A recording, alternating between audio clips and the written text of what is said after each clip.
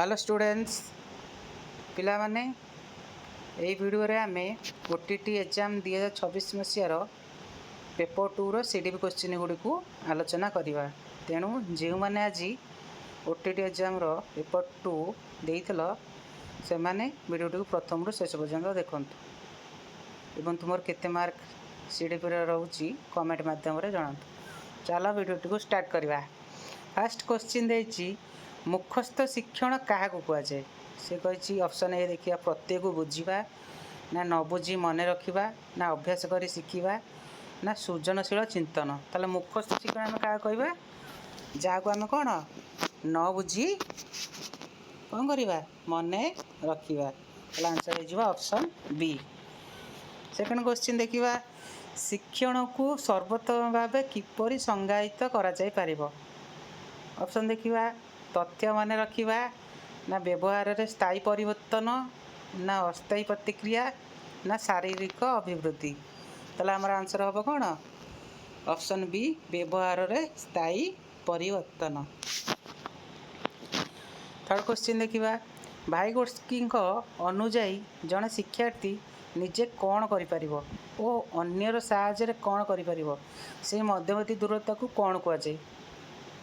Option देखा से कहे स्काफोल्डिंग जोन ना प्रतिवेश शिक्षण केन्द्र ना बौद्धिक अंतर ना सामाजिक शिक्षण स्तर।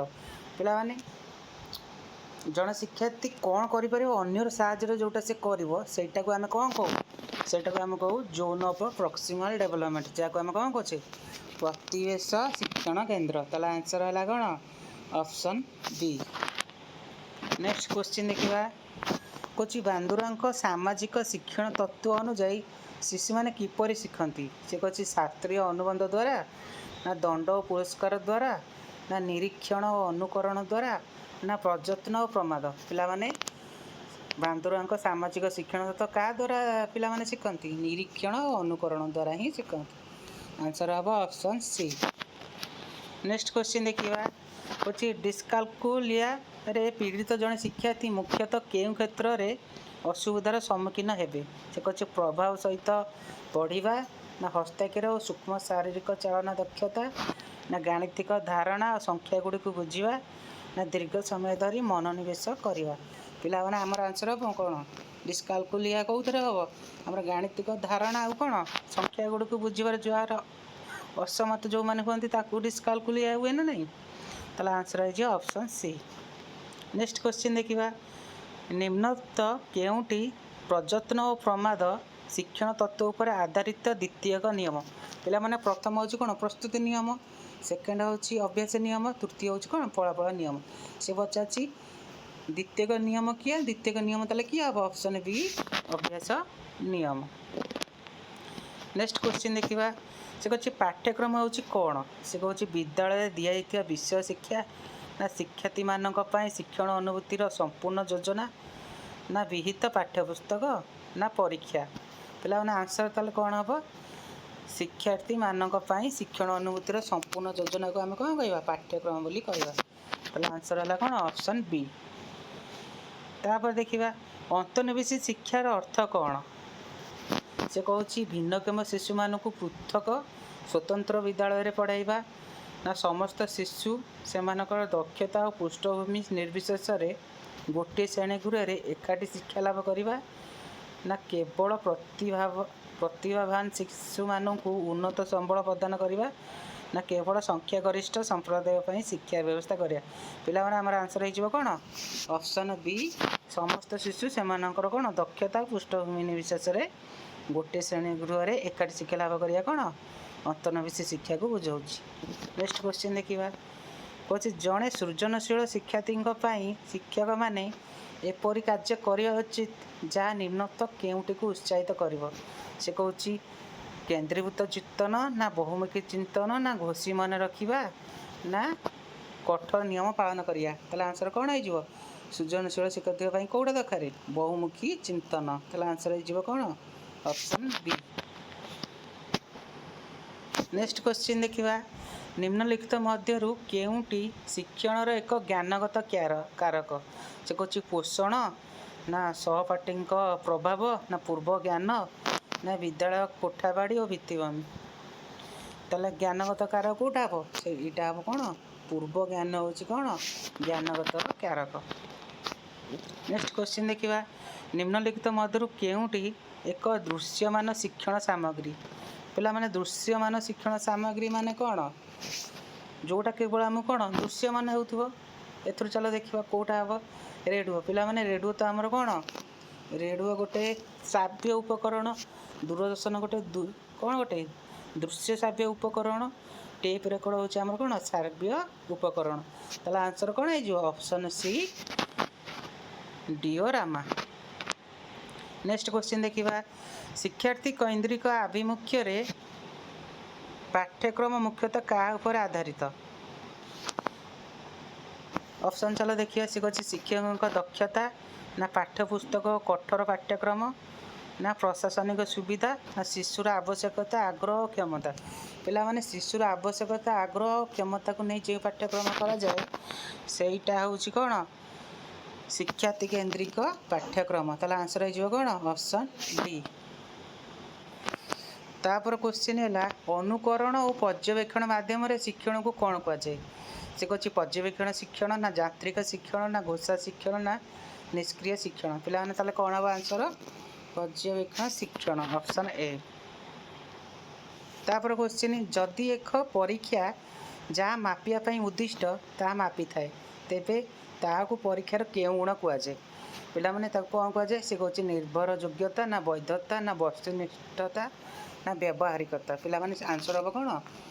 ବୈଧତା, ଅପସନ୍ ବି। ନେକ୍ସଟ କ୍ୱେଶ୍ଚିନ୍ ଦେଖିବା, ଏକ ଶ୍ରେଣୀରେ କିଛି ଅତ୍ୟଧିକ ନମ୍ବର ରଖିଥିବା ଛାତ୍ର ଅଛନ୍ତି। ହାରାହାରି ଖୋଜିବା ପାଇଁ କେଉଁ କେନ୍ଦ୍ରୀୟ ପ୍ରବଣତା ପଦ୍ଧତି ଗ୍ରହଣ କଲେ ଏହାର ଫଳାଫଳ ଅଧିକ ନମ୍ବର ରଖିଥିବା ଶିକ୍ଷାର୍ଥୀଙ୍କ ଦ୍ୱାରା ପ୍ରଭାବିତ ହେବ? ପିଲାମାନେ ହାରାହାରି ଜାଣିବା ପାଇଁ ଆମେ କ'ଣ କରିବା? ସେ କହୁଛି ମଧ୍ୟମା, ନା ଗରିଷ୍ଠକ, ନା ପରିସର, ନା ମାଧ୍ୟମ। ପିଲାମାନେ ହାରାହାରି ବାହାର କରିବା ପାଇଁ ଆମେ କ'ଣ ମାଧ୍ୟମିକ କେନ୍ଦ୍ରୀୟ ପ୍ରବଣତା ପଦ୍ଧତି ଗ୍ରହଣ କରିବା। ତାହେଲେ ଆନ୍ସର୍ ହେଇଯିବ କ'ଣ? Option D. ନେକ୍ସଟ କ୍ୱେଶ୍ଚିନ୍ ଦେଖିବା, ଗଠନମୂଳକ ମୂଲ୍ୟାୟନ ମୁଖ୍ୟତଃ କ'ଣ ପାଇଁ ବ୍ୟବହୃତ ହୁଏ? ସେ କହୁଛି ଶିକ୍ଷାଦାନ ଓ ଶିକ୍ଷଣ ପଦ୍ଧତିରେ ଉନ୍ନତି ପାଇଁ ମତାମତ ଦେବା, ନା ଶିକ୍ଷାବର୍ଷ ଶେଷରେ ଗ୍ରେଡ଼୍ ଦେବା, ନା ଜିଲ୍ଲାରେ ଶିକ୍ଷାର୍ଥୀକୁ ର୍ୟାଙ୍କ ପ୍ରଦାନ କରିବା, ନା ବୃତ୍ତି ପାଇଁ ଶିକ୍ଷାର୍ଥୀକୁ ଚୟନ କରିବା। ତାହେଲେ ପିଲାମାନେ ଆମର ଆନ୍ସର୍ କ'ଣ ହେଇଯିବ? ଅପସନ୍ ଏ ଶିକ୍ଷାଦାନ ଓ ଶିକ୍ଷଣ ପଦ୍ଧତିରେ ଉନ୍ନତି ପାଇଁ ମତାମତ ଦେବା ହେଉଛି କ'ଣ ଗଠନମୂଳକ ମୂଲ୍ୟାୟନର କ'ଣ ବ୍ୟବହାର କରାଯାଏ। ନେକ୍ସଟ କ୍ୱେଶ୍ଚିନ୍ ଦେଖିବା, ଏକ ରେଟିଂ ସ୍କେଲ୍ ତନଖି ତାଲିକା ଠାରୁ କିପରି ଭିନ୍ନ? ସେ କହୁଛି ତନଖି ତାଲିକା ମତାମତ ପାଇଁ ଅନୁମତି ଦିଏ, ମାତ୍ର ରେଟିଂ ସ୍କେଲ୍ ଦିଏ ନାହିଁ। ରେଟିଂ ସ୍କେଲ୍ ଗୁଣନ ମାତ୍ରାକୁ ମାପିଥାଏ, ମାତ୍ର ତନଖି ତାଲିକା କେବଳ ଉପସ୍ଥିତିକୁ ଜଣାଏ। ତାପରେ ଦେଇଛି ତନଖି ତାଲିକା କେବଳ ଶିକ୍ଷକଙ୍କ ପାଇଁ ଉଦ୍ଦିଷ୍ଟ। ସେ କହୁଛି ରେଟିଂ ସ୍କେଲ୍ କେବଳ ଶିକ୍ଷାର୍ଥୀଙ୍କ ପାଇଁ ଉଦ୍ଦିଷ୍ଟ। ପିଲାମାନେ ଆମର ଆନ୍ସର୍ ହେଇଯିବ କ'ଣ? Option B. ନେକ୍ସଟ କ୍ୱେଶ୍ଚିନ୍ ଦେଖିବା, ପାଠ୍ୟକ୍ରମ ସଂଗଠନର କେଉଁ ନୀତି ପରାମର୍ଶ ଦିଏ ଯେ ଶିକ୍ଷଣ ଜଣାଣୁ ଅଜଣା ଆଡ଼କୁ ହେବା ଉଚିତ? ସେ କହୁଛି ଉପଯୋଗିତା ନୀତି, ନା ସମନ୍ୱୟ ନୀତି, ନା ଶିକ୍ଷଣ ଶିକ୍ଷାଦାନ ନୀତି, ନା ନମନୀୟତା ନୀତି। ପିଲାମାନେ ଆମର ଆନ୍ସର୍ କ'ଣ ହେଇଯିବ? ଶିକ୍ଷଣ ଶିକ୍ଷାଦାନ ନୀତି, ଅପସନ୍ ସି। ନେକ୍ସଟ କ୍ୱେଶ୍ଚିନ୍ ଦେଖିବା, ସୃଜନଶୀଳ ଶିକ୍ଷାର୍ଥୀ କାହାକୁ କୁହାଯାଏ? ସେ କହୁଛି ଯିଏ ନୂତନ ଧାରଣା ବାହାର କରେ, ନା ଯିଏ କେବଳ ମନେ ରଖେ, ନା ଯିଏ ଶିକ୍ଷଣଠାରୁ ଦୂରେଇ ରୁହେ, ନା ଯିଏ ଅନ୍ୟମାନଙ୍କୁ ନକଲ କରେ। ତାହେଲେ ଆନ୍ସର୍ ଆମର କ'ଣ ହେଲା? ଯିଏ ନୂତନ ଧାରଣା ବାହାର କରେ ତାକୁ ଆମେ ସୃଜନଶୀଳ ଶିକ୍ଷାର୍ଥୀ କହିବା। ତାହେଲେ ଆନ୍ସର୍ ହେଲା ଅପସନ୍ ଏ। ସେ କହୁଛି ମାନକ ବିଚ୍ୟୁକ୍ତି କାହାର ଏକ ମାପ? ମାନେ standard deviation is a major of, ତ ସେଇଟା କାହାର? ସେ କହୁଛି କେନ୍ଦ୍ରୀୟ ପ୍ରବଣତା। ପିଲାମାନେ କେନ୍ଦ୍ରୀୟ ପ୍ରବଣତା ତ ମିନ୍ ମିଡ଼ିଆନ୍ ମୋଡ଼୍ ଏଇଟା ହେବ ନାହିଁ। ବିଚ୍ଛୁରଣ ଭାରିଏବିଲିଟି, ପିଲାମାନେ ଏଇଟା ଆନ୍ସର୍ ହେବ। ତଳ ଆଉ ଦେଖିବା କିଛି ଦରକାର ନାହିଁ। ତାହେଲେ ଆନ୍ସର୍ ହେଇଗଲା କ'ଣ ଆମର? Option B. ନେକ୍ସଟ କ୍ୱେଶ୍ଚିନ୍ ଦେଖିବା, ବୌଦ୍ଧିକ ବିକାଶ ସିଦ୍ଧାନ୍ତ ଅନୁସାରେ କୈଶୋର ଅବସ୍ଥାରେ କେଉଁ ପ୍ରକାର ବିକାଶ ହୋଇଥାଏ? ସେ କହୁଛି ସମ୍ବେଦୀକାରକ ଦକ୍ଷତା, ନା ପ୍ରାକ୍ ସଂକାର୍ଯ୍ୟଧର୍ମୀ ଚିନ୍ତାଧାରା, ନା ସ୍ଥୂଳ ସଂକାର୍ଯ୍ୟଧର୍ମୀ ଚିନ୍ତାଧାରା, ନା ପ୍ରତିକ୍ଷେପ କ୍ରିୟା। ପିଲାମାନେ ପ୍ରଥମ ଯେଉଁଟା ଆମର ହେଉଛି शैशव अवस्था सेटा तो हूँ आमर कौन संवेदिकारक। द्वितीय आमर हूँ जोटा आद्य बाल्यवस्था से पाक सत्कार्यधर्मी। आ जोटा परवर्ती बाल्यवस्था रोचे से हूँ कौन स्थूल संकार्यधर्मी चिंताधारा।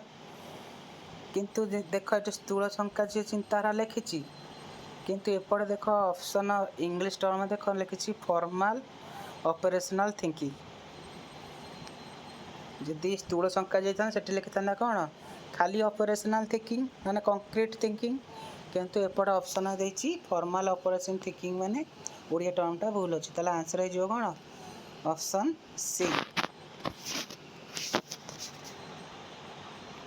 नेक्स्ट क्वेश्चन देखिए निम्नोक्त केउटी परिवेशर प्रभाव को सूचित करे। से कही पारिवारिक परिवेश ना आखिर रंग ना उच्चतार संभावना ना रक्त समूह।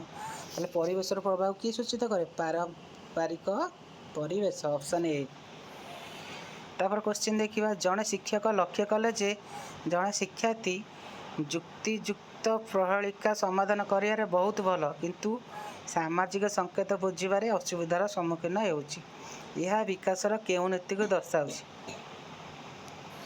प्रथम देखिए विकास एक निरंतर प्रक्रिया ना विकास साधारण निर्दिष्ट आड़ गति करे ना। तृतीय अच्छी विकास पूर्वानुमान योग्य ना विकास बहुमात्रिक एवं आंत व्यक्तिगत। प्लान आंसर हो कौन आमर ऑप्शन डी। नेक्स्ट क्वेश्चन देखिए श्रेणी गृह रे व्यक्तिगत पार्थक्यर समाधान करने जड़े शिक्षक कौन करवा उचित। चलो ऑप्शन देखिए फास्ट कहूँ समस्त एक कठोर मानक पाठ्यक्रम अनुसरण करवा। सेकंड कहूँ विभिन्न आवश्यकता पूरण करने विभेदित शिक्षादान व्यवहार करवा ना वृद्धांक आधार में शिक्षार्थी मानकर स्थायी दल गठन करवा ना समानता बजाय रखापी पार्थक्य गुड़ी को अणदेखा करवा। पे भितर आम आंसर कौन हो ऑप्शन बी विभिन्न आवश्यकता पूरण करने विभेदित शिक्षादान व्यवहार करवा।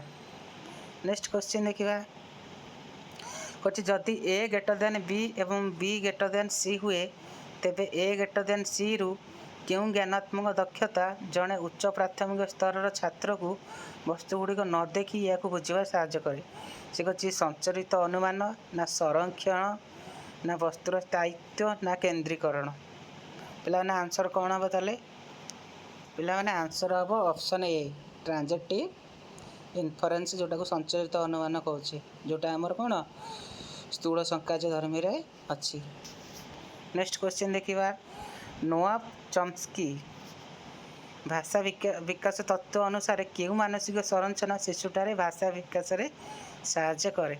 पे इंग्लिश टर्म देखी नोआम चॉम्स्की कहले माने LAD ही बुझेब लैंग्वेज एक्विजिशन डिवाइस। ताला आमर आंसर हो कौन ऑप्शन सी भाषा ग्रहण तंत्र। नेक्स्ट क्वेश्चन देखिए केउं कारकटी वंशानुक्रमिक को सबुठारु भल भाव प्रतिनिधित्व करे। से कही विद्यालय परिवेश ना जेनेटिक उत्तराधिकार ना साथी गोष्ठीर प्रभाव ना सांस्कृतिक प्रथा। ताले केउं कारकटी वंशानुक्रम को सबुठारु भल भाव प्रतिनिधित्व करे। पे आंसर हो कौन जेनेटिक उत्तराधिकारी जहाँ इंग्लिश में कौन कहे जेनेटिक इनहेरिटेंस। नेक्स्ट क्वेश्चन देखिए कैशोर अवस्था हूँ अत्यधिक चाप उत्तेजना झड़ एवं संघर्षर समय। यही प्रसिद्ध विवृत्ति किए देते पिला माने आपको किए देते से कहे जॉन पियाजे ना स्टानले हॉल ना एरिक्सन ना लॉरेंस कोलबर्ट। पिला यहीटा को आमर देते ऑप्शन बी जे स्टानले हॉल। नेक्स्ट क्वेश्चन देखिए परिणत अवस्था और बाल्यावस्था मध्य विकास स्तर कौन कहवा। से कहे शेष बाल्यावस्था सॉरी शैशव अवस्था कैशोर अवस्था ना बाल्यावस्था ना बार्धक्य अवस्था। पिला माने आंसर ताले कौन हम ऑप्शन बी कैशोर अवस्था। तापर लास्ट क्वेश्चन देखिए यांत्रिक अनुवाद तत्वर प्रवर्तन किए। से कहे थॉर्नडाइक ना स्किनर ना पियाजे ना फ्रेड। पिला माने हमर आंसर हो कौन स्किनर। ताला ऑप्शन बी होगा सठिक आंसर। पिला माने आमे OTT पेपर 2 रो सीडीपी क्वेश्चन गुड़ को आलोचना कले। जदि वीडियोटी भल लगी लाइक शेयर सब्सक्राइब करने। मो चैनल ना हो डियर ऑफिसर रही देखा नेक्स्ट वीडियो। जय जगन्नाथ।